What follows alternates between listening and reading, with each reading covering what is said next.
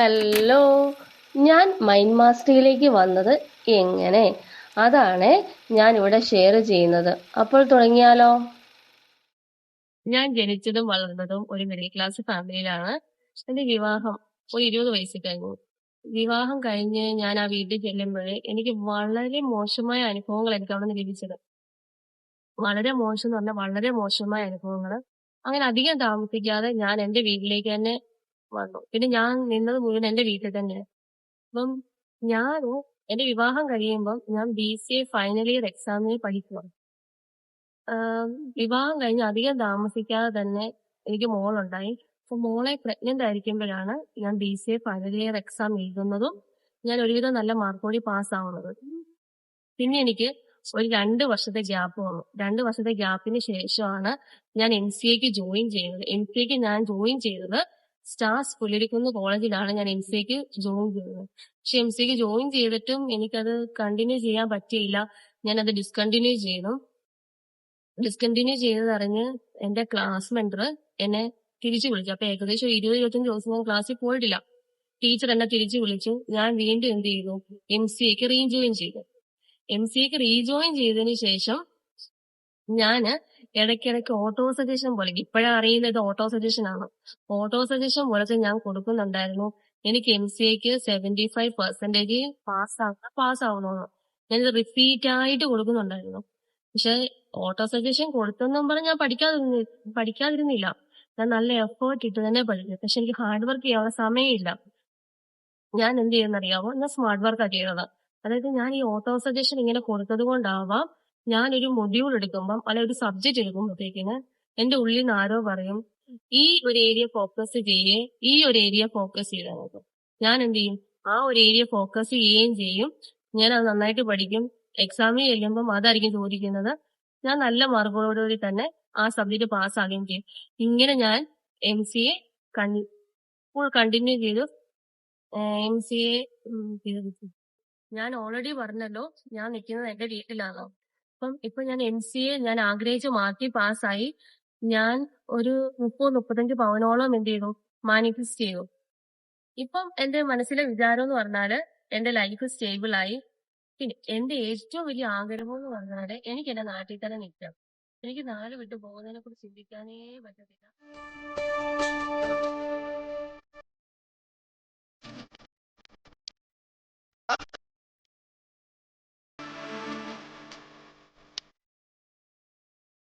അതുപോലെ തന്നെ എനിക്കൊരു അധ്യാപിക ആകുക എന്നതാണ് എന്റെ ആഗ്രഹം. അപ്പം MCA ഇത്രയും മാർക്ക് പാസ്സായി. അപ്പം എന്റെ ആഗ്രഹിച്ച ജോലി എനിക്ക് കിട്ടും. പിന്നെ നമുക്ക് എന്തുണ്ട്? ഗോൾഡ് ഉണ്ട്. ഈ ഗോൾഡ് കൊണ്ടുവന്ന് പണയം വെക്കുകയോ അല്ലെങ്കിൽ പിന്നെ കുറച്ച് വിൽക്കുകയോ ഒക്കെ ചെയ്ത് കഴിഞ്ഞാൽ നമുക്ക് എന്ത് മേടിക്കാൻ പറ്റും? ഒരു വീടും മേടിക്കാൻ പറ്റും. അപ്പൊ ലൈഫ് സ്റ്റേബിൾ ആയല്ലോ എന്നിങ്ങനെ ചിന്തിച്ചിരുന്നപ്പോഴാണ് എന്റെ ലൈഫിൽ ആ ഒരു ട്രാജഡി നടക്കുന്നത്.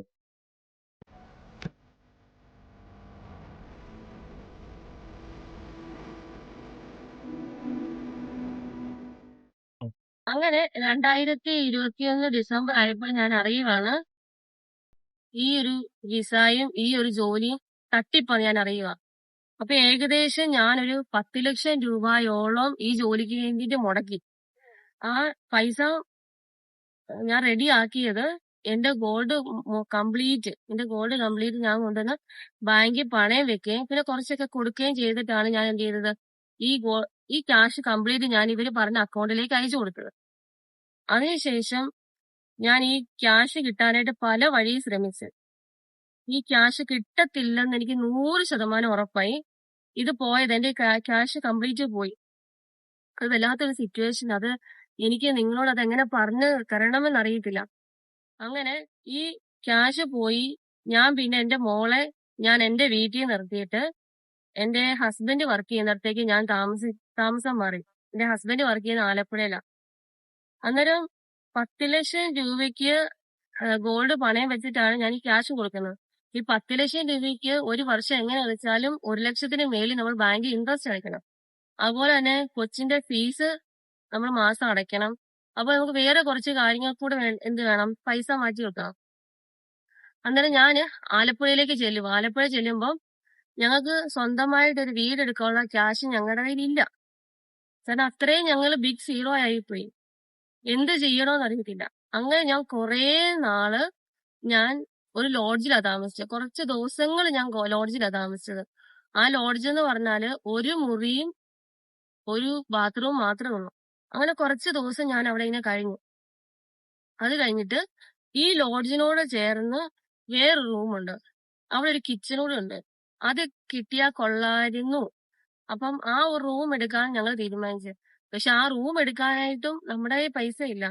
പിന്നെ എന്റെ കയ്യിലുള്ളതെന്ന് പറഞ്ഞാൽ 1 ഗ്രാമിന്റെ ഒരു മോതിരമാണ്. പിന്നെ എന്റെ ദേഹത്ത് അത് മാത്രമേ ഉള്ളൂ. ഈ 1 ഗ്രാമിന്റെ മോതിരം ഞങ്ങള് ആലപ്പുഴയെ കൊണ്ടുവന്ന് വിറ്റ് ഏകദേശം ഒരു 4000 രൂപയോളം കിട്ടി. ഈ 4000 രൂപയ്ക്കകത്തുനിന്ന് 1500 രൂപ കൊടുത്ത് ആ റൂമിന് ഡെപ്പോസിറ്റ് കൊടുത്ത് പിന്നെ നമുക്ക് വീട്ടിലേക്ക് ആവശ്യത്തിനുള്ള കുറച്ച് സാധനങ്ങളൊക്കെ വാങ്ങിച്ച് ഞങ്ങൾ പിന്നെ അവിടെ ആ ലോഡ്ജിൽ ആ റൂമിൽ ഞങ്ങൾ താമസിക്കുന്നത്. എന്റെ ദൈവമേ, എനിക്ക് വന്ന ഡിപ്രഷനും സ്ട്രെസ് എന്ന് പറഞ്ഞാല് അത് നിങ്ങളോട് പറഞ്ഞറിയിക്കാൻ പറ്റില്ല. ആത്മഹത്യ ചെയ്താലോ എന്ന് വരെ ഞാൻ ചിന്തിച്ചു. കാരണം MCAക്ക് ഇത്രയും മാർക്കിൽ ഞാൻ പാസ്സായി. ഏകദേശം ഇപ്പൊ 4 വർഷത്തെ ഗ്യാപ്പ് വന്നു. എനിക്കിനി എവിടെ ജോലി കിട്ടും? ഈ 10 ലക്ഷം രൂപയുടെ ബാധ്യത, സ്വന്തമായിട്ടൊരു വീടില്ല, ഇനി എന്നാ ചെയ്യും? അങ്ങനെ വല്ലാതെ ഞാൻ വിഷമിച്ചു. പക്ഷെ എനിക്ക് ഏറ്റവും അധികം അനുഗ്രഹം എന്ന് പറഞ്ഞത് എന്റെ ഭർത്താവാണ്. കാരണം എന്റെ ഹസ്ബൻഡ് ഇത്രയും എമൗണ്ട് ഞാൻ കൊണ്ട് കളയുമല്ല ചെയ്തത്. കാരണം കൂട്ടുകാരെ വിശ്വസിച്ച് ആ ഒരു ഫ്രണ്ടിനെ വിശ്വസിച്ച് ഞാൻ ഇത്രയും എമൗണ്ട് പല പല അക്കൗണ്ടിലേക്ക് ഇട്ടുകൊടുത്ത് വർഷം നമുക്ക് ഇത്രയൊരു എമൗണ്ട് നമുക്ക് ഇൻട്രസ്റ്റ് അടയ്ക്കണം. എന്നാലും എന്റെ ഹസ്ബൻഡ് എന്നോട് നീ കാരണമല്ല ഇങ്ങനെ സംഭവിച്ചെന്ന് പറഞ്ഞ് എന്നെ കുറ്റപ്പെടുത്തിയില്ല. എന്നെ ആ സിറ്റുവേഷനിലും എന്നെ സപ്പോർട്ട് ചെയ്യുക ചെയ്തത്. അതുകൊണ്ടാണ് ഞാൻ നിങ്ങളുടെ മുമ്പിൽ ഇങ്ങനെ നിൽക്കുന്നത്. അങ്ങനെ ഞങ്ങൾ അവിടെ താമസമാക്കി. ഡിപ്രഷൻ എന്ന് പറഞ്ഞു കഴിഞ്ഞാൽ, സ്ട്രെസ് എന്ന് പറഞ്ഞു കഴിഞ്ഞാല് എനിക്ക് നിങ്ങളോട് അത് വിവരിക്കാൻ പറ്റില്ല. കാരണം ആത്മഹത്യ ചെയ്താൽ കൊള്ളാമെന്ന് ചിന്തിച്ച സമയത്ത് പെട്ടെന്ന് എന്തോ ഒരു സംഗതി എന്നോട് ഒന്ന് ആരോ പറഞ്ഞു തന്നു. കാരണം എന്റെ ഹസ്ബൻഡിനെ കുറിച്ച് ഞാൻ പെട്ടെന്ന് ചിന്തിച്ചു. കാരണം ഞാൻ അങ്ങനെ ചെയ്തു കഴിഞ്ഞാൽ പുള്ളിക്കും സ്വന്തമായിട്ടൊരു വീടില്ല. പിന്നെ ഞാൻ കാരണം ഇത്ര ഒരു എമൗണ്ട് അടച്ചു തീർക്കണം. എന്തിനാ ഞാൻ കാരണം അങ്ങനെ ഒരു കാര്യം കൂടെ വരുത്തി വെക്കുന്നത്? എന്നൊരു കാര്യം ചെയ്തേക്കാം, നമുക്ക് 2 പേർ കൂടെ ചേർന്ന് ഇനി ജീവിക്കാന്ന് തീരുമാനിച്ചു. അങ്ങനെ ആത്മഹത്യ ചെയ്യാം എന്നുള്ളൊരു കാര്യം ഞാൻ അങ്ങ് ഉപേക്ഷിച്ചു. പിന്നെ ഇതിന് എങ്ങനെ രക്ഷപ്പെട്ട് വരാം? നെഗറ്റിവിറ്റി എന്ന് പറഞ്ഞാൽ അങ്ങേയറ്റത്തെ നെഗറ്റിവിറ്റി, സ്ട്രെസ് എന്ന് പറഞ്ഞാൽ അതിലധികം സ്ട്രെസ്. ഇങ്ങനെ ഇരുന്നപ്പോഴാണ് 2023 ജനുവരി തൊട്ട് ഈ മൈൻഡ് മാസ്റ്റർ ക്ലാസ് എന്നിലേക്ക് വരുക. പക്ഷെ ഈ മൈൻഡ് മാസ്റ്റർ ക്ലാസ് അറ്റൻഡ് ചെയ്യാനുള്ള ക്യാഷ് എന്റെ കയ്യിലില്ല. അപ്പം എന്റെ സ്ട്രെസ്സും എന്റെ ഡിപ്രഷനും അങ്ങേയറ്റമായിരുന്നു. അപ്പം എന്നോട് ഹസ്ബൻഡ് പറഞ്ഞ ഒരു കാര്യം ചെയ്യും, ഞാൻ ക്യാഷ് എങ്ങനെയെങ്കിലും റെഡിയാക്കി തരാം, താൻ ആ ക്ലാസ്സിൽ പോയി ജോയിൻ ചെയ്യാൻ പറയുന്നു. അങ്ങനെ 2023 ഫെബ്രുവരി മാസം ഞാൻ ഈ മൈൻഡ് മാസ്റ്റർ ക്ലാസ് അറ്റൻഡ് ചെയ്തു. ഈ മൈൻഡ് മാസ്റ്റർ ക്ലാസ് അറ്റൻഡ് ചെയ്യുമ്പോഴും അവിടെ ചെന്ന് കഴിയുമ്പോൾ ആ സാറ് പറയുന്ന കാര്യമൊന്നും ശ്രദ്ധിക്കാൻ എന്നെ കൊണ്ട് പറ്റുന്നില്ല. കാരണം ഞാൻ അത്രയും നെഗറ്റിവിറ്റി നിൽക്കുന്നത്. ഞാൻ എന്തൊക്കെയോ സാറിനോട് പറഞ്ഞു, സാറും കുറെ കാര്യങ്ങൾ എനിക്ക് പറഞ്ഞു തന്നു. അങ്ങനെ 21 ഡേയ്സ് പ്രാക്ടീസ് കഴിഞ്ഞു. ഈ 21 ഡേയ്സ് പ്രാക്ടീസ് കഴിഞ്ഞെങ്കിലും ഞാൻ അത്രയും നെഗറ്റിവിറ്റിയിലും ഡിപ്രഷൻ നിന്നുകൊണ്ട് ചെറിയ ചെറിയ മാറ്റങ്ങൾ എനിക്ക് സംഭവിച്ചിട്ടുള്ളൂ. വലിയ കാര്യമായ ഒരു മാറ്റങ്ങളൊന്നും സംഭവിച്ചില്ല. എങ്കിലും ഞാൻ ഇതൊരു അവസാനത്തെ കച്ചിത്തുരുമ്പാണല്ലോ എന്ന് വിചാരിച്ച് ഞാൻ ഇത് വിട്ടുകളഞ്ഞില്ല. ഇതിനകത്ത് നിരന്തരമായിട്ട് ഞാൻ എന്ത് ചെയ്തു? ഫോക്കസ് ചെയ്തു. ഇങ്ങനെ ഫോക്കസ് ചെയ്ത് പ്രാക്ടീസ് ചെയ്ത് വന്നപ്പം ഇതിൽ ചെറിയ ചെറിയ മാറ്റങ്ങൾ സംഭവിച്ചു. അപ്പൊ ചെറിയ മാറ്റത്തിൽ ഒന്നെന്ന് പറഞ്ഞാല്, ഞാൻ പറഞ്ഞല്ലോ ഞാൻ ഓൾറെഡി ലോഡ്ജിലാണ് താമസിക്കുന്നത്. അത് മാറിയിട്ട് ഞങ്ങളൊരു സ്വന്തമായിട്ട് വീടെടുത്ത്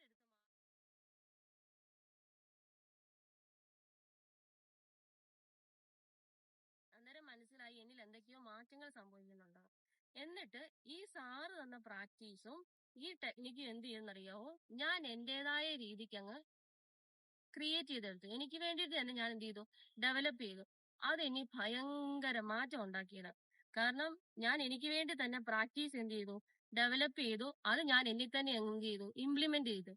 ഇംപ്ലിമെന്റ് ചെയ്ത് ഏകദേശം ഞാൻ 1 വർഷത്തോളം ഞാൻ എന്നിൽ തന്നെ ഇന്നർ വർക്ക് ചെയ്തു.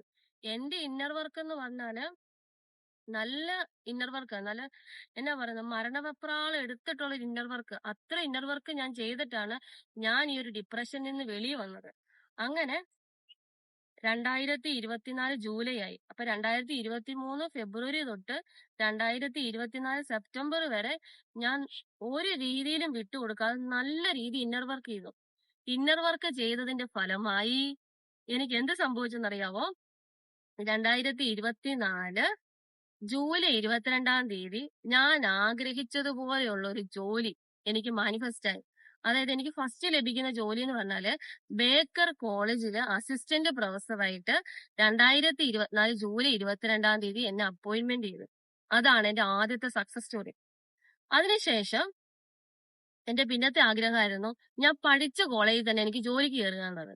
ഞാൻ 2025 നവംബറിൽ ഞാൻ പഠിച്ച കോളേജിലും ഞാൻ അസിസ്റ്റന്റ് പ്രൊഫസറായിട്ട് ജോലി ചെയ്തു. അപ്പം എന്റെ മൈൻഡ് പവർ വർദ്ധിക്കുന്നതിനനുസരിച്ച് ഞാൻ ആഗ്രഹിക്കുന്ന ജോലിയിലേക്ക് ഞാൻ എത്തുക. ഇപ്പൊ ഞാൻ കറന്റ്ലി ഞാൻ നിൽക്കുന്നതെന്ന് പറഞ്ഞാല് ഒരു മൈൻഡ് മാസ്റ്റർ ആയിട്ടാണ്. ഞാൻ ആഗ്രഹിച്ച ജോലി എനിക്ക് കിട്ടി.